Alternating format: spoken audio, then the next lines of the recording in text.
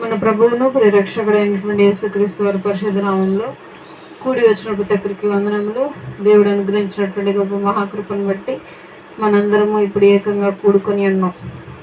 మరి ఈరోజు దేవుడు మనకు చెప్పేటువంటి వాక్యం ఏమిటి అని అంటే, మరి మనలో ఉన్నటువంటి కొన్ని స్వభావాలను మార్చుకోవాలి అని బైబిల్ చెప్తుంది. ఏవి మార్చుకోవాలి, మార్చుకోకపోతే ఏమవుతుంది, మార్చుకుంటే ఏమవుతుంది అనేటువంటిది కొన్ని బైబిల్ వచనాల్లో మనం గమనిద్దాం. మొదటిగా కొలస్సీలకు రాసిన పత్రిక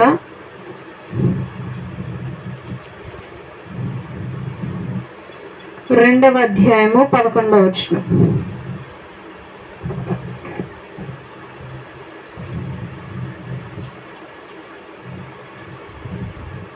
కొలస్సీ 2వ అధ్యాయము 11వ వచనం.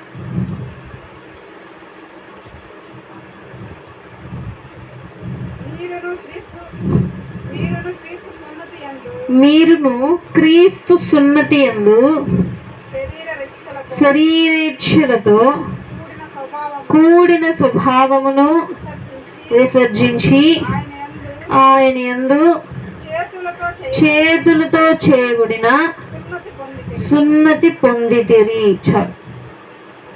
ఇజ్రాయేలీలు సున్నతి పొందాలి. సున్నతి పొందకపోతే వారు ఇజ్రాయేలీలు కారు అని చెప్పి యెహోవా దేవుడు చెప్పాడు. ఇజ్రాయేలీలకి కొన్ని పండగలు ఉన్నాయి. ఏంటి ఆ పండగలు అని అంటే, సంవత్సరానికి 7 పండగలు ఉన్నాయి. వాళ్ళు ఆ 7 పండగలు వారం రోజులు జరుపుకుంటారు. 7 పండుగలు వారం రోజులు జరుపుకుంటారు. ఆ వారం రోజులు మాత్రమే వాళ్ళు చర్చికి వెళ్తారు. మిగతా ఆదివారాలు చర్చికి వెళ్ళరు, శనివారాలు చర్చికి వెళ్ళరు, బుధవారాలు, గురువారాలు, శుక్రవారాలు చర్చికి వెళ్ళరు. ఓన్లీ ఆ 7 రోజుల పండగ టైంలో మాత్రమే చుట్టాలందరినీ పిలుచుకొని చక్కగా కూర్చొని వాక్యం విని చక్కగా పండగ చేసుకుంటూ ఉంటారు, మంచిగా భోజనాలు చేసుకుంటూ. అయితే ఆ టైంలో వాళ్ళు ఎగ్జాంపుల్గా ఒక పస్కా పండుగను తీసుకుందాం. పస్కా పండుగ రోజు ఏం చేస్తారంటే రొట్టెలు చేసుకుంటారు. ఆ రొట్టె పులవకుండా మంచిగా పొంగకుండా చేసుకుంటారు. దానిలోకి ఏదో ఒక మాంసం వండుకుంటారు. ఇప్పుడు మనం కానీ రొట్టె కానీ మాంసం కానీ మిగిలితే ఏం చేస్తాం? ఎవరికన్నా ఎక్కువ వండుకుంటే పక్కన చుట్టాలకు ఇస్తాము, లేకపోతే ఇరుగు పొరుగు వారికి ఇస్తాము. లేదు అని అంటే రేపుడు కుండిద్దని చెప్పి దాచిపెట్టుకుంటాం. కానీ ఫ్రిడ్జ్లో పెడతాం మనం. కానీ ఇజ్రాయేలీలకు ఇచ్చిన కట్టడేంటి అని అంటే, వండుకుంది మీరే తినాలి. మీరు వేరే వాళ్ళకి ఇవ్వాలి అని అంటే వాళ్ళు ఇజ్రాయేలీలు అయి ఉండాలి. వాళ్ళు ఇజ్రాయేలీలు అవ్వాలంటే సున్నతి తీసుకోవాలి. సున్నతి పొందితేనే వాళ్ళ ఆహారం తినాలి.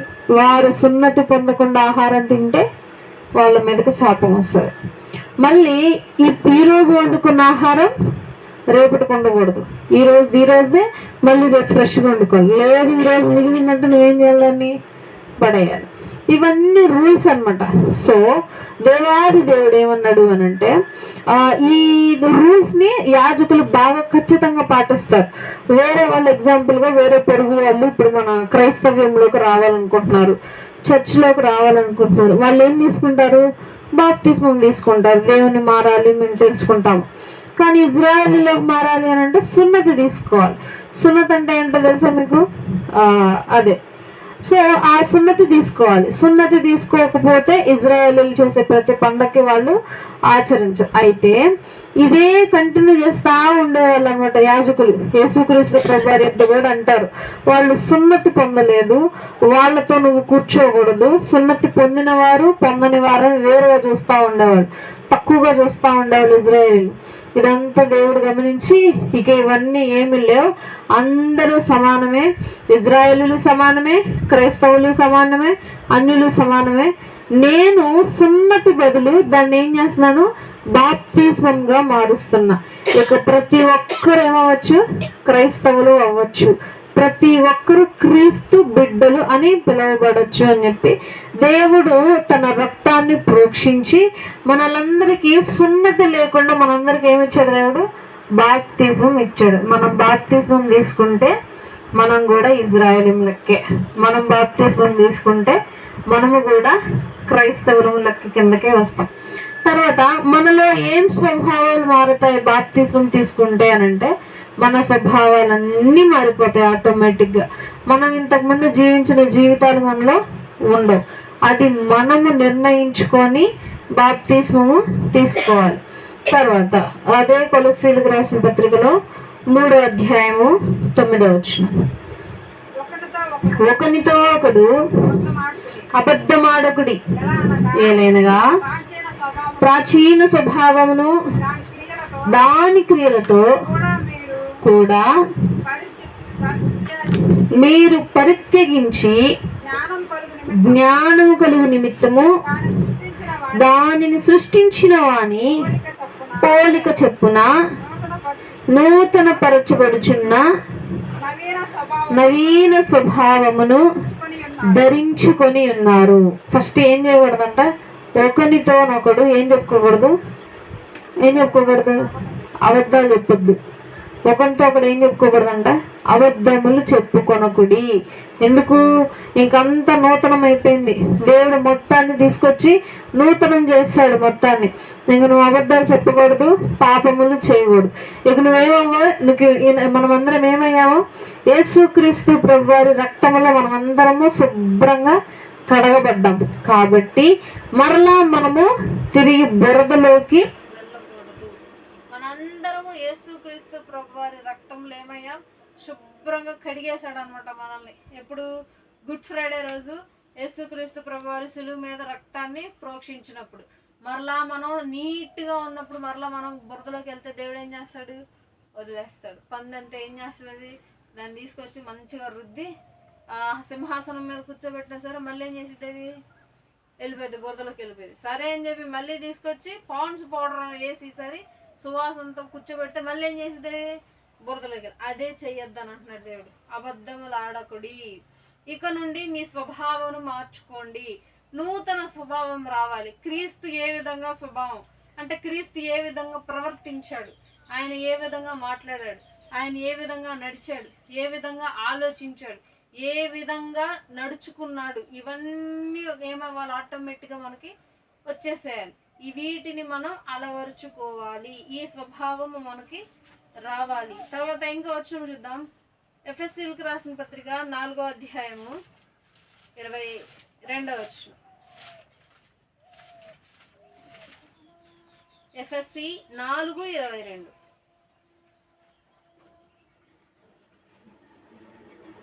ఎఫెసీ 4:22.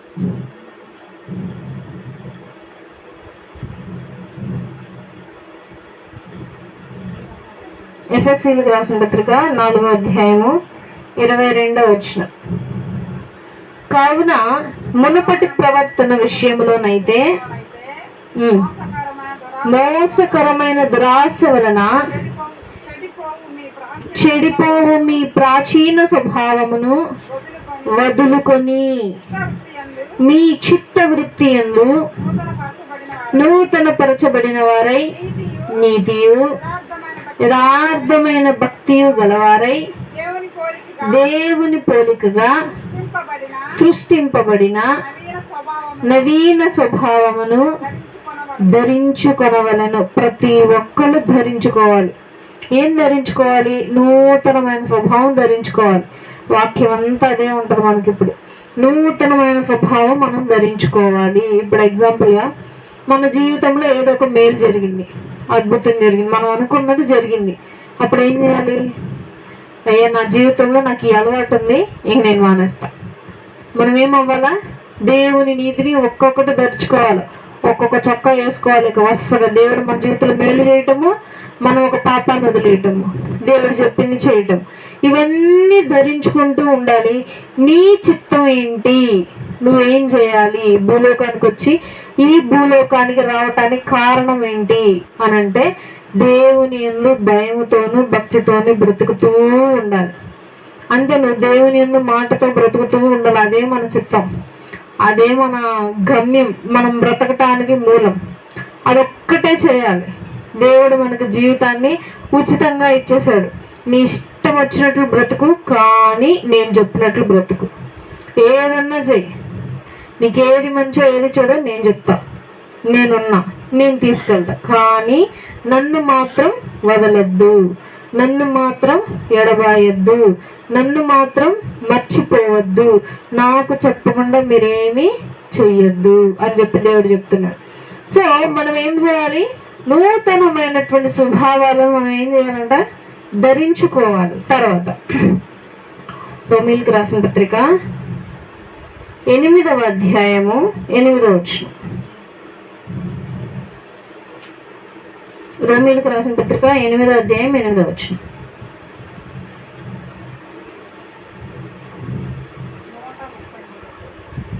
నూట 38 పేజ్ నెంబర్.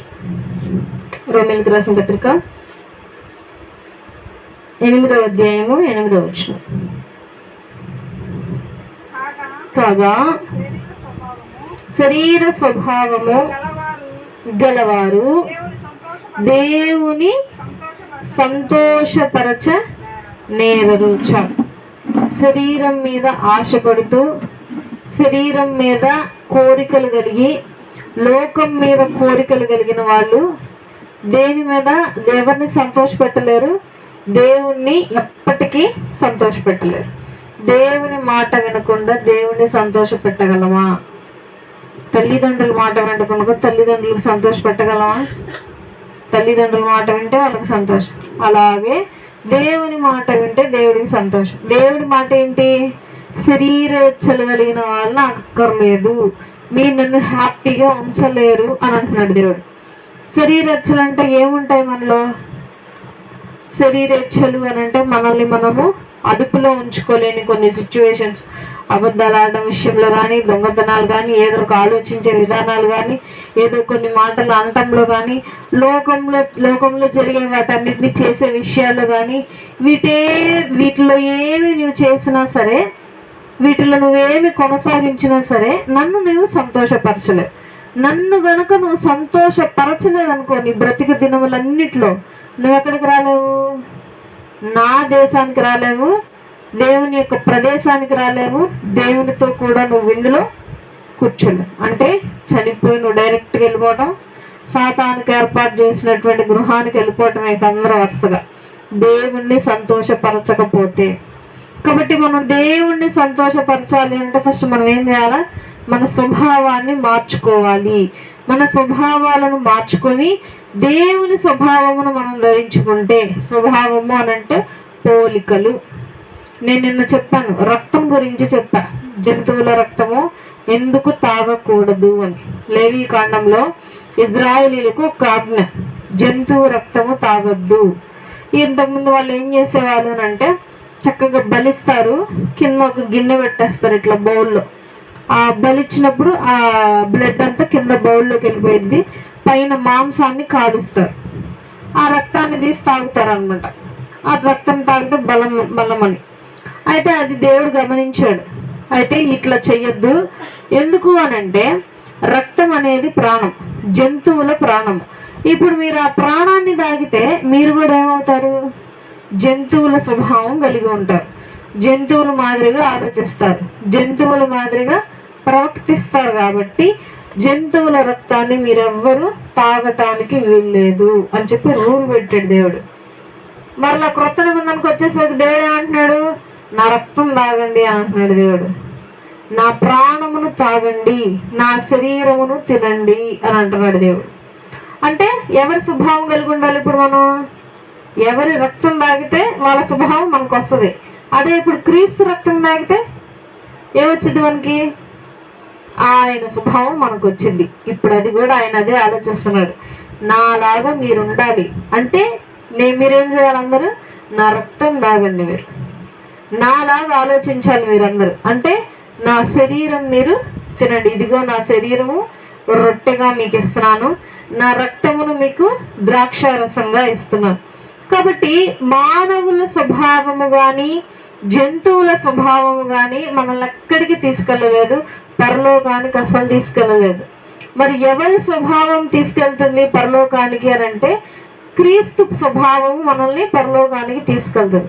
సో క్రీస్తు స్వభావము మనలోకి రావాలి అని అంటే మనం ఏం చేయాలి? ఫస్ట్ ఆయన రక్తమును త్రాగాలి. ఆయన రక్తం తాగాలంటే మళ్ళీ రూల్ ఉంది. ఏంటా రూలు? బాప్తిస్మం తీసుకోవాలి. బాప్తిస్మం తీసుకోవాలంటే ఏం చేయాలి? మన స్వభావం మార్చుకోవాలి. మన పాత జీవితాలన్నిటినీ వదిలేసేయాలి. దేవుడు నా కోసం మరణించాడు, ఆయనే రక్షకుడు, ఆయనే నా కోసం తన రక్తాన్ని కార్చాడు అని నమ్మి తన యందు చిత్తంగా ఉండి భయముతో భక్తితో ఉండి ఇక నుండి మళ్ళీ నేను వెనక్కి తిరగను అని మనసులో ఒక మాట అనుకొని ఒక భక్తితో ముందుకెళ్తూ బాప్తిస్మం తీసుకోవాలి. బాప్తిస్మం తీసుకుంటే నువ్వు ఆల్రెడీ ఏం తొడిగేసుకున్నట్టు? దేవుని స్వభావం ఆల్రెడీ నువ్వు తొడిగేసుకున్నట్టే. నీకు దేవుడు ఏం చేసుకుంటాడు తెలుసా? లెక్కల్లో రాసుకుంటాడు అనమాట. ఓకే, ఈరోజు ఈ సమయంలో ఈమె బాప్తిస్మం తీసుకుంది. ఓకే, ఈమె ఏం చేసింది? దేవుని స్వభావము అనే చొక్కా ధరించేసింది. మరి ధరించాక నువ్వు వెనక్కి తిరిగితే ఏం జరిగింది చెప్పండి మీరే? పాపం. అంతకంటే గొప్ప పాపం ఇస్తాడు అన్నమాట దేవుడు. మళ్ళీ చొక్కా వేసుకున్నాక మళ్ళీ వెనక్కి తిరిగితే ఏం ఇస్తాడు దేవుడు? మళ్ళీ రెట్టింపు శిక్షను దేవుడు ఇస్తాడు. కాబట్టి చొక్కా వేసుకునే ముందే ఆలోచించాలంట. కాబట్టి దేవుని స్వభావం ఖచ్చితంగా ఉండాలి మనిషికి. తర్వాత సామెతలు 11వ అధ్యాయము 3వ వచనం. యథార్థవంతుల యథార్థత వాటి త్రోవ చూపించును,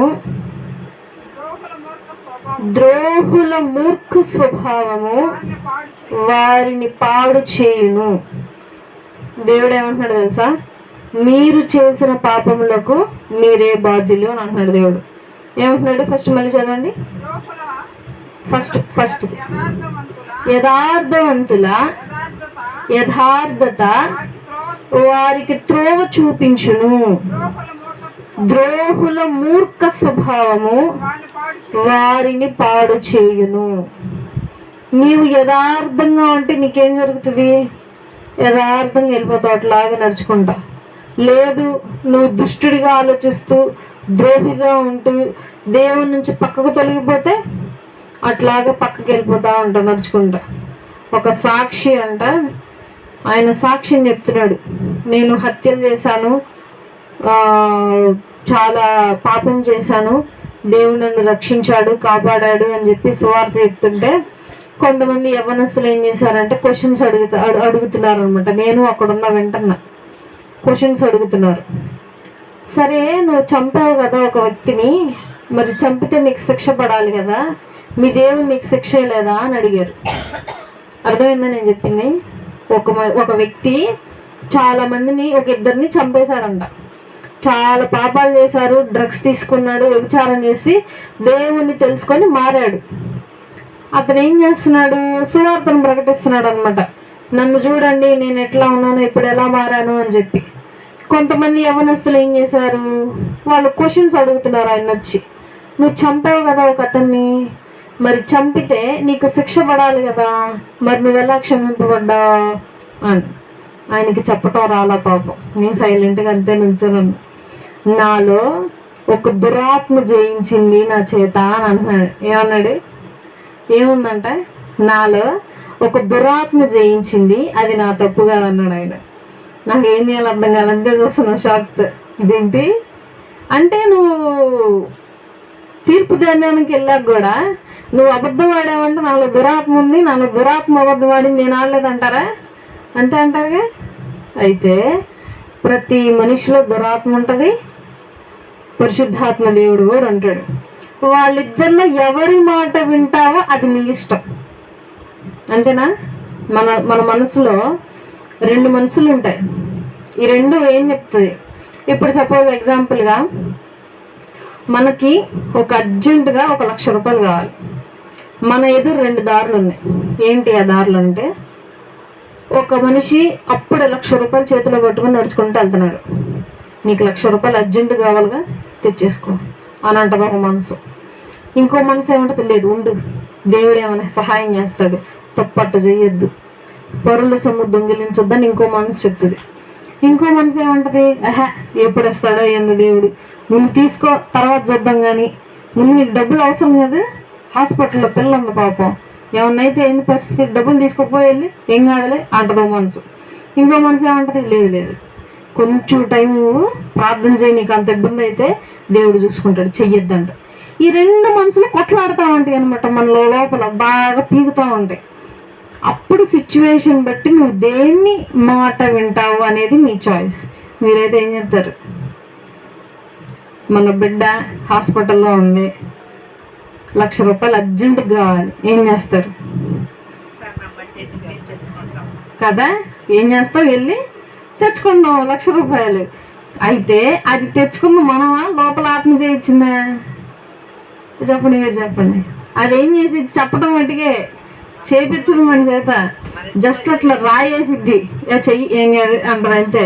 అప్పుడు మనం ఏం చేస్తాం? ఆటోమేటిక్గా ఆహా వెళ్ళిపోదాం, అయితే చేసేద్దాం అయితే.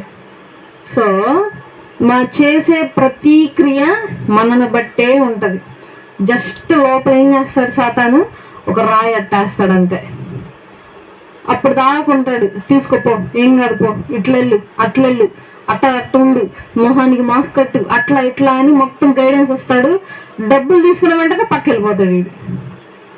ఇక నువ్వేమైపోతా, ఇక నువ్వే బిక్కుమంటూ ఉండాలి, ఎక్కడ దొరికిపోతా ఏందా, పోలీసులతో భయపడాలి, వాళ్ళతో భయపడాలి, వీళ్ళతో భయపడాలి. సో మనలో ఉన్నటువంటి దురాత్మ మనల్ని ఎప్పుడు కంట్రోల్ చేయదు. ఏం చేసిద్ది? జస్ట్ సలహా ఇచ్చిద్ది, అట్లా నెమ్మదిగా ఒక వాయిస్ వదిలిద్ది అనమాట.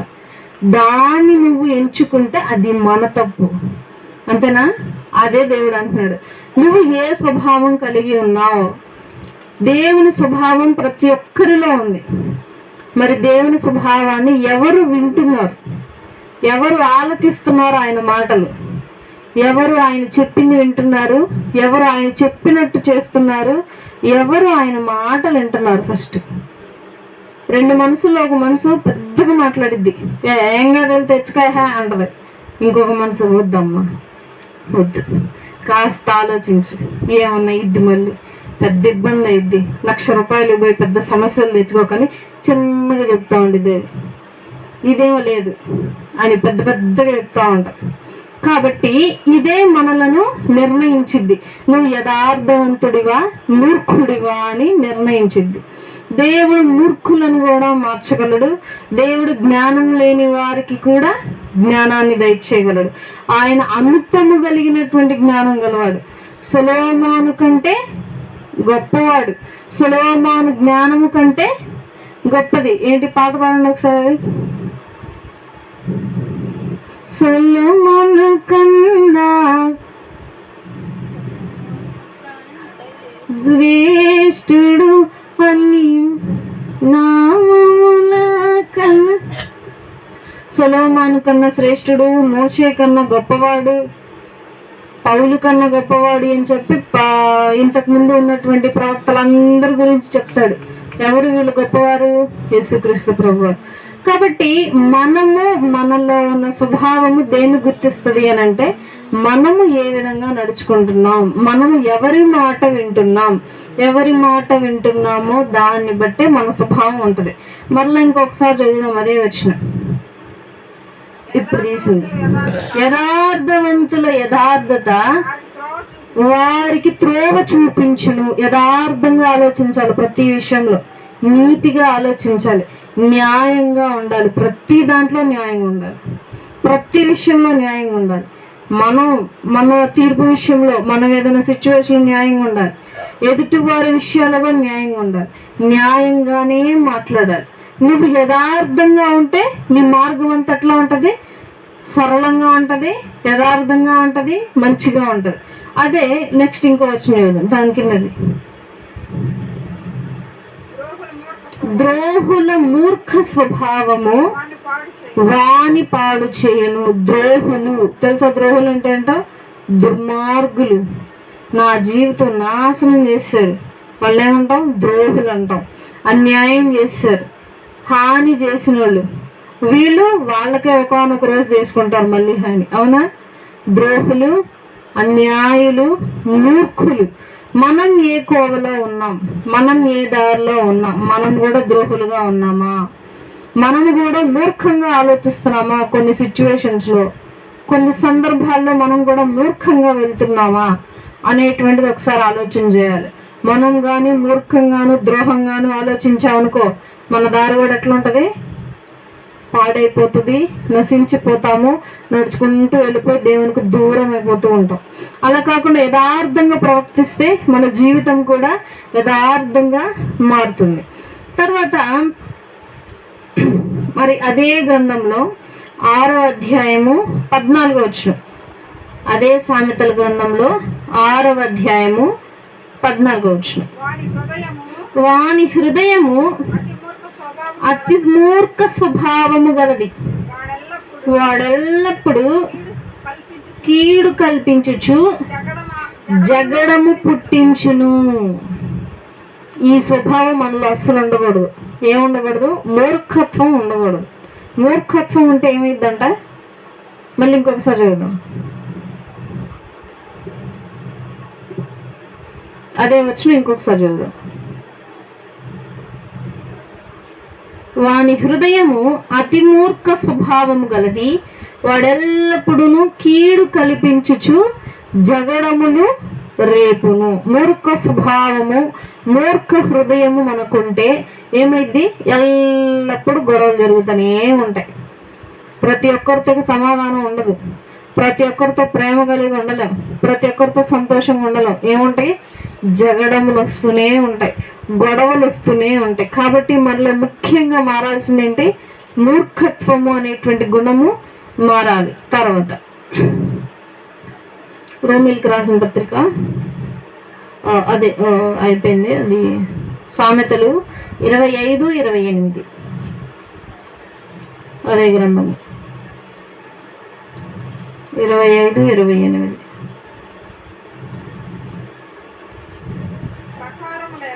ప్రాకారము లేక పాడైన పురము ఎంతో, తన మనస్సును అణుచుకోలేని వాడును అంతే. ప్రాకారం లేకపోతే పట్టణం పాడైపోయింది, తెలుసా? ఇప్పుడు ఎగ్జాంపుల్గా మనం ఈ మందిరాన్ని కట్టాం, పైన కప్పేసాము, ఎందుకు? నీడ కోసం. ఇక్కడ ఇది అడ్డుగా కట్టాము గోడ, వెనక ఏమి కనిపించుకుంటా ఉండడానికి. ఇవెందుకు అవసరమా? చక్కగా వదిలేయచ్చు కదా. ఏమైంది వదిలేస్తే? ఏ పడితే అవి దూరుతాయి, ఏవి పడితే అవి చక్కగా అవే ఇల్లు చేసుకుంటాయి ఇక్కడే. అంటే ఏమైపోద్ది మందిరం?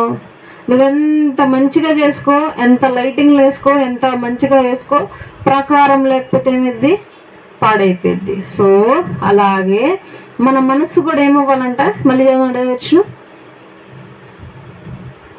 ప్రాకారము లేక పాడైన పురము ఎంతో, తన మనస్సును అణచుకోలేని వాడును అంతే.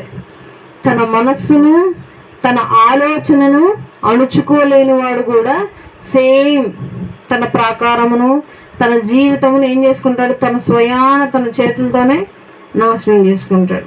తనకంటూ ఏముండాలా? అణుచుకునే స్వభావం ఉండాలి. తనకేముండాలా? మనిషికి మంచి యథార్థత అనేటువంటి గొంతును, స్వరమును వినే స్వభావం ఉండాలి మనిషికి. మేలైనదేదో అది చేసే స్వభావం ఉండాలి మనిషికి. అప్పుడే మన ప్రాకారాలు, మన జీవితాలు బాగుంటాయి. లేదు, మనం మూర్ఖంగా ప్రవర్తిస్తూ ఎట్లా పడితే అట్లా వెళ్తూ మన ఇష్టానుసారంగా జ్ఞానం లేని వారుగా ముందుకు వెళ్తూ ఉంటే ఏమైంది? మన ప్రాకారాలన్నీ కూలిపోతాయి, మన ప్రాకారం స్థిరంగా ఉండదు. అదేమైపోయింది? ఒకానొక రోజు కనిపిస్తుంది స్థిరంగా ఉన్నట్లే, కానీ ఒకానొక రోజు ఒకేసారి కూలిపోవడం జరుగుతుంది. కాబట్టి మన ప్రాకారం స్థిరంగా ఉండాలి అని అంటే మనకేముండాలి? ఫస్ట్ మన మనస్సును అణచాలి. మన మనస్సు మనల్ని ఎంత నాశనం చేసిందో తెలుసా మీకు? మనల్ని నాశనం చేసే ఒకే ఒక ఆయుధం అదే. మనల్ని పరలోకానికి తీసుకెళ్లే ఆయుధం కూడా ఇదే. మనల్ని చెడుగా తీసుకెళ్లేది ఇదే, మంచిగా తీసుకెళ్లేది ఇదే, నాశనం చేసేది ఇదే, బాగు చేసేది ఇదే. కానీ ఆ మనసు మనలో ఉంది. మనసు మనలో ఉంది కాబట్టి మన మాట వినాలి, దాని మాట మనం వినకూడదు. ఇప్పుడు మీరు చెప్పండి, మీ మాట అది అంటుందా, దాని మాటే మీరు వింటున్నారా? మనసు మాటే మీరు వింటున్నారా, మీ మాటే మనసు వింటుందా? మనసు మాటే వింటున్నారు సామాన్యంగా మనుషులందరూ. ఎప్పుడైతే మనస్సు మాట మనిషి వింటాడో మనిషి ఏమైపోతాడు? మూర్ఖుడు అయిపోతాడు, జ్ఞానం లేనివాడుగా అయిపోతాడు. ఇక ఈ రెండు మనుషులు వచ్చేస్తే ఇక దేవుడు కనిపించడు, దేవుడు ఎదురున్నా సరే కనిపించడు. ఒక భక్తుడు ఉన్నాడు. ఆ భక్తుడు గొప్ప ప్రవక్త. ఆయన ఏం చేస్తా ఉండేవాడు అని అంటే, యెహోవా దేవుడు వచ్చి ఇజ్రాయేలీలకి ఈరోజు నేను ఈ మేలు చేయబోతున్నాను, వెళ్ళి చెప్పిరా అంటాడు. వెళ్ళిపోయి చెప్పేసి వస్తాడు. ఆ విధమైనటువంటి గొప్ప భక్తుడు. అయితే ఒకరోజు ఏం చేశాడు?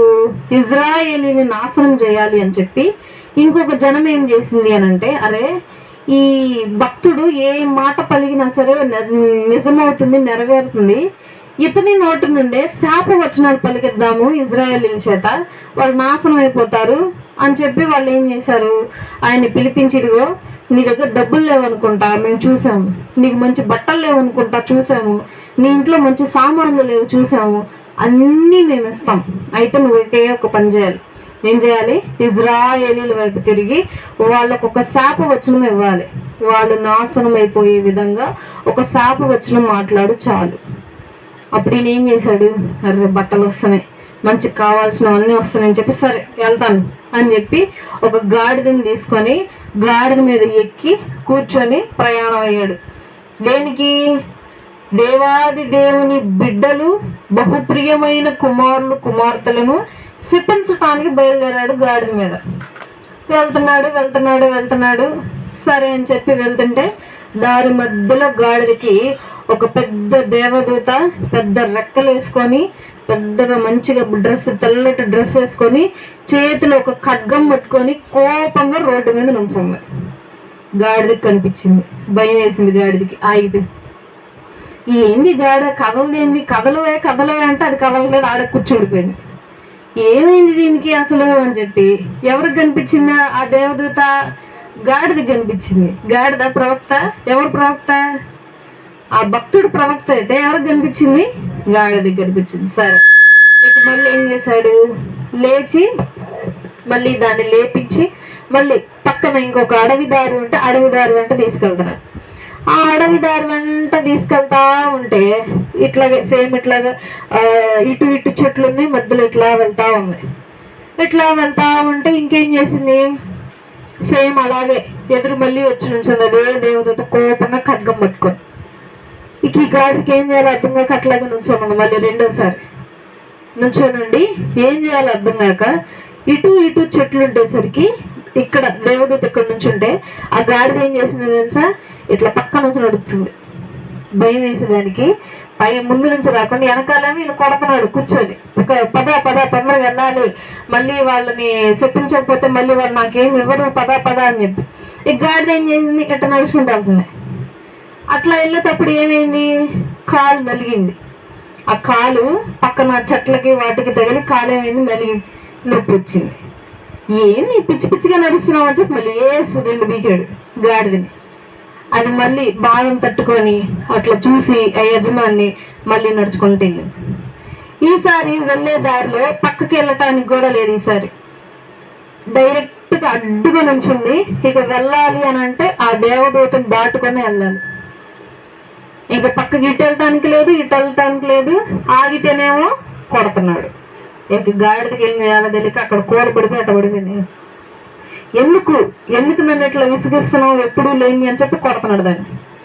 అప్పుడు గాడిద ఎందుకు కొడుతున్నావు, నన్ను ఏం చేశానని కొడుతున్నావు అన్నది. గాడిద ఏముంది? నన్ను ఎందుకు కొట్టావు అని అంటుంది. ఎందుకు కొట్టేది?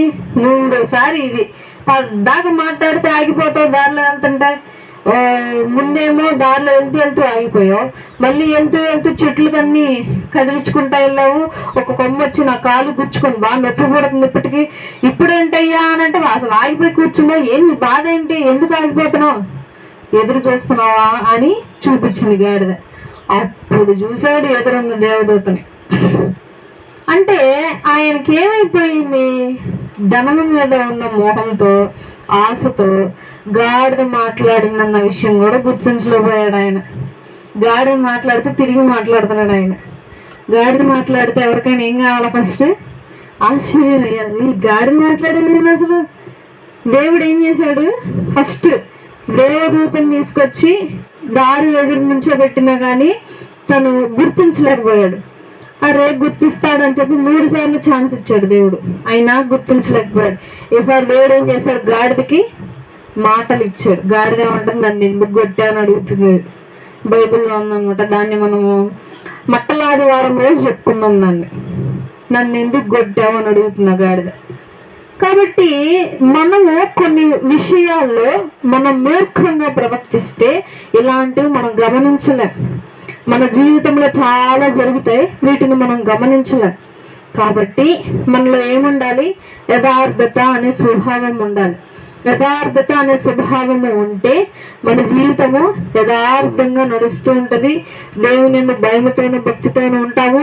దేవుడు మనల్ని దీవిస్తాడు, ఆశీర్వదిస్తాడు. లేదు, మనం మూర్ఖంగా ఉన్న దుష్టులుగా ప్రవర్తించిన దేవుడు ఏం చేస్తాడు, వదిలేస్తాడు.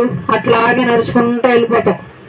ఆ గాడిద గుర్తించింది, మనం గుర్తించలేం. తర్వాత ఆ గాడిద చూసింది, తర్వాత మనం చూడలేం, కళ్ళున్నా సరే. ఆ గాడిద మాట్లాడింది, తర్వాత మనం మూర్ఖంగా ఉంటే కనీసం మనకు మాటలు కూడా రావు. దేవుడు చేసిన అద్భుతాలు కళ్ళ వెంట కనపడతా ఉంటాయి అన్నమాట. ఎగ్జాంపుల్గా మనం మూర్ఖులుగా ఉంటే మన చుట్టుపక్కల వాళ్ళందరూ బాగుంటారు, మనం బాగోం. అదే ఎగ్జాంపుల్.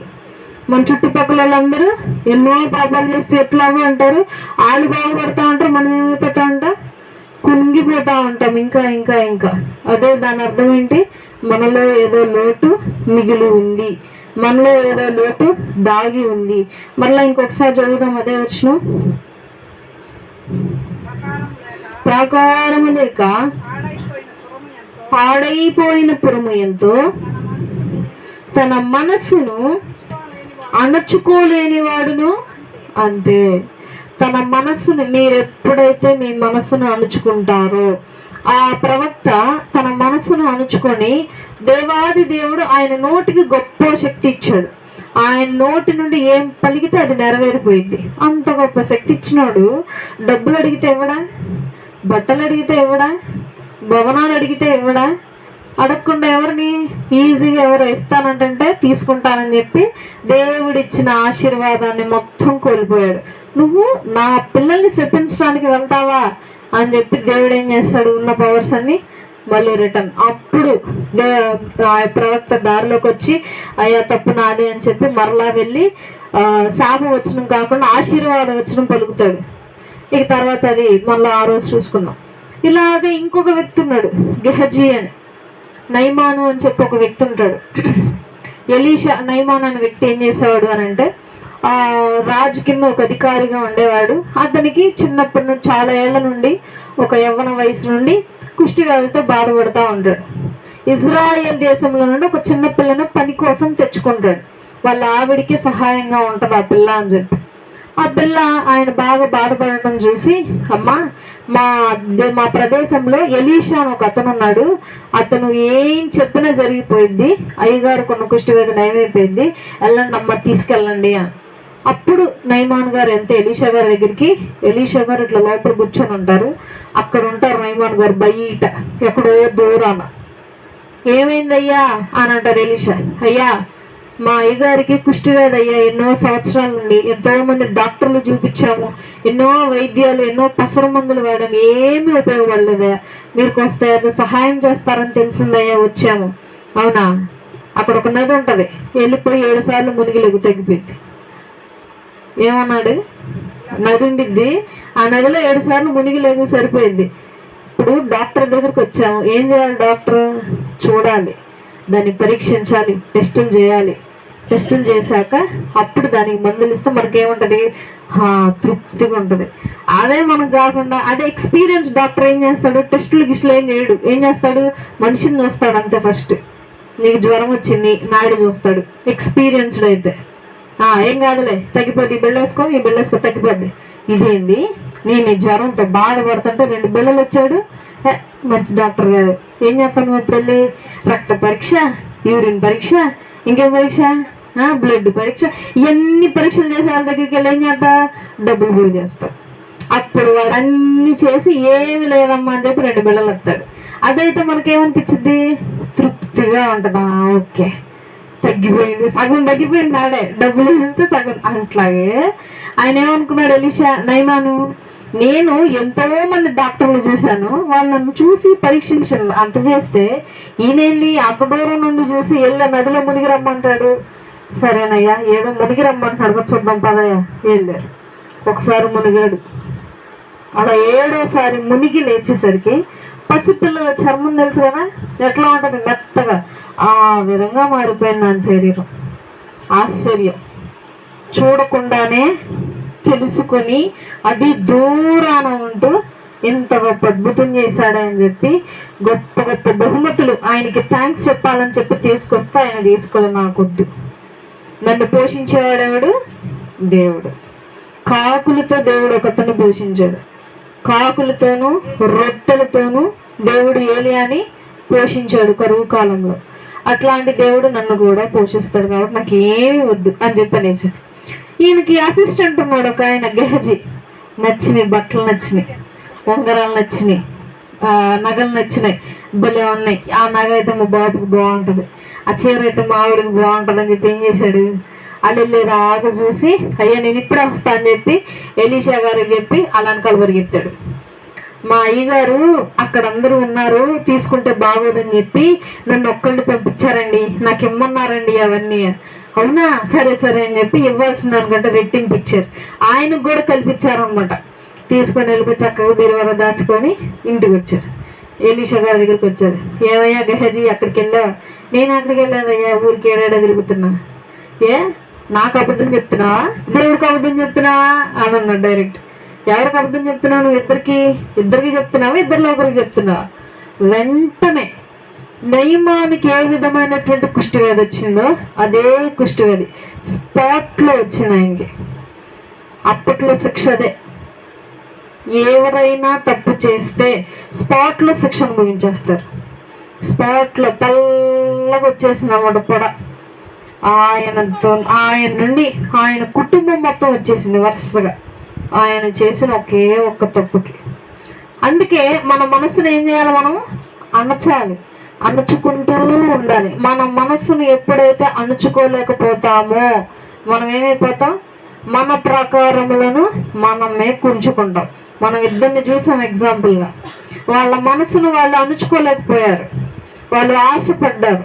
ఆశపడటంలో తప్పు లేదు, కానీ దేవుడు ఏమంటున్నాడు, నీ ఆశను నేను తృప్తిపరుస్తా, నన్ను అడుగు. కానీ వీళ్ళు ఏం చేశారు, మనుష్యులు ఇచ్చేటువంటి వాటికి ఆశపడి వారి వైపు వెళ్ళిపోయారు, లోకం వైపు వెళ్ళిపోయారు. దేవుడికి కోపం వచ్చింది. కాబట్టి దేవాది దేవుడు కూడా మనకి తెలియజేస్తున్నాడు, మన మనసులు అణుచుకోవాలి, మన మనసులు తగ్గించుకొని ఉండాలి, మన మనసులు ఈ విధంగానే ఆలోచించాలి అని చెప్పి బైబిల్ కొన్ని సిచ్యువేషన్స్లో చెప్తూ ఉంది. ప్రతి విషయంలోనూ దేవుడు ఏమంటున్నాడు, నన్ను అడుగు నీకేమైనా కావాలంటే, అంతేగాని నువ్వు మాత్రం నన్ను దాటి వెళ్ళొద్దు, అంతేగాని నువ్వు మాత్రం నన్ను వదిలి వెళ్ళొద్దు, అంతేగాని నాకు తెలియకుండా నువ్వేమి చేయాలని ఆలోచించొద్దు. ఇట్లాగా ఇంకొకతను ఇజ్రాయెల్లో ఎరికో పట్టణానికి వెళ్ళిపోతారు ఇజ్రాయెల్ అందరూ. దేవుడు ఏమంటాడంటే, ఈ ఎరికో పట్టణం అంతా శాపం, మొత్తం శాపమే, ఇసుక శాపము, చెట్లు శాపము, గోడల శాపము, దానిలో ఉన్న బంగారము శాపమే. కాబట్టి ఎవరు బంగారాన్ని ముట్టకూడదు. ఆకాను అనే వ్యక్తి చూశాడు బంగారం, ఏమేమి తీసుకున్నారో రాశారు. ముక్కు కమ్మి ఒకటి, చెవి పోగులు ఒకటి, ఇవన్నీ తీసి చక్కగా గుంటలో వేసి దాని మీద ఒక చెక్క పెట్టలాంటి పెట్టేశాడంట. ఎట్లా ఏం చేశాడో కూడా రాశాడు బైబిల్లో. ఆ దేవుడు కోపం వచ్చింది, పెద్దలందరినీ పిలిపించాడు వరుసగా. యెహోషువ, నేను చెప్పింది చేయలేదు మీరు, నాకు కోపం వచ్చింది. ఏం చేశారా, ఎవరు చేశారే? ఇదిగో ఈ వంశంలో ఇతని కొడుకు, ఇతను మనవడు యాకాను నాకు తప్పు చేశాడు, ఇతన్ని నువ్వు శిక్షించాలి. ఏంటా శిక్ష? వారి కుటుంబం మొత్తాన్ని పాలెం వెలుపలికి బయటకు తీసుకెళ్ళిపోయి సజీవంగా కాల్చి చంపేశారు. దేనికి? దొంగతనానికా? కాదు, ఆజ్ఞను అతిక్రమించినందుకు, తన మనస్సుని అణుచుకోలేకపోయినందుకు దేవుడు ఏం చేశాడు? శిక్ష. మనం విన్న ముగ్గురికి శిక్ష వరుసగా సమానంగా వచ్చింది, మనకు కూడా వస్తుంది. మన మనసును ఏం చేయాలి? అణుచుకోవాలి. మన స్వభావాన్ని మార్చుకోవాలి, మన గుణాలు మార్చుకోవాలి. మన స్వభావము మార్చుకొని దేవాది దేవుడిచ్చిన స్వభావం మనం ఎప్పుడైతే ధరించుకుంటామో ఆటోమేటిక్గా మనం దేవుని కుమారులము కుమార్తెలము అనబడతామో. దేవుని కుమారులు కుమార్తెలు ఎక్కడికి వెళ్ళిపోవాలి? డైరెక్ట్గా ఎక్కడికి వెళ్ళిపోవాలి? పరలోకానికి వెళ్ళిపోవాలి. కాబట్టి మనం అందరము ఈ మాటలు హృదయంలో జ్ఞాపకం చేసుకోవాలి. మనం చేస్తూ ఈ మాటల గురించి మనం అందరం ప్రార్థన చేద్దాం. అందరు తల నుంచి కళ్ళు మూసుకున్నట్లయితే ప్రార్థన చేద్దాం. తోను మానవ కోటి సమూహములతోనూ పొగడబడినటువంటి తండ్రి నీకు వందనములు, స్తుతులు, స్తోత్రములు ప్రభువా. నిన్నటి వరకు మీరు కాపుదల భద్రపరిచి మా జీవితంలో ఇంకొక రోజు నన్ను గ్రహించారు. వందన ఎంతో మంది చూడలకు నశించిపోవచ్చుగా మీరు మమ్మల్ని అలాగ చేయకుండా మమ్మల్ని ఇప్పటికీ సజీవులకు ఉంచిన విధానం బట్టి మీకు స్తుతులు, స్తోత్రాలు. అయా నా తండ్రి, ఈరోజు మీరు విన్నటువంటి వాక్యమును బట్టి మీ కృతజ్ఞతలు. అయా మీరు మాకు నేర్పినటువంటి స్వభావములు గూర్చి కృతజ్ఞతలు. అయా మా హృదయంలో అణుచుకొని నా ప్రభువా నీ యందు తండ్రి ప్రభువా మంచి స్వభావము గలవారమై ఉండి నీ యందు భయముతోనూ భక్తితోనూ మేమందరము వెలుగు కృపను మా అందరికీ అనుగ్రహించండి. మా యొక్క మనస్సులను మార్చండి. అయా మా యొక్క మనస్సులను మేము అదుపులో ఉంచుకునే కృపను మా అందరికీ అనుగ్రహించండి. అయా నీ యొక్క గొప్ప స్వభావం మేమందరం ధరించుకోవాలి నా ప్రభువా.